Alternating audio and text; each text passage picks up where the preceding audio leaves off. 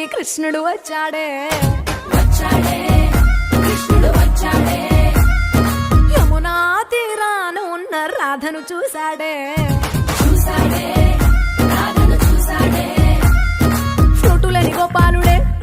suit వేసే భూపాలుడే మీసమొచ్చిన పాలుడే మాట వెంట పడిపోవుడే కటిక చీకటిల కన్ను కడతాడే వెన్న ముద్దలని వెంట పడతాడే కోల చేస్తాడే కాలం వేస్తాడే మాయలోడు వీడే హై బృందావనం నుంచి కృష్ణుడు వచ్చాడే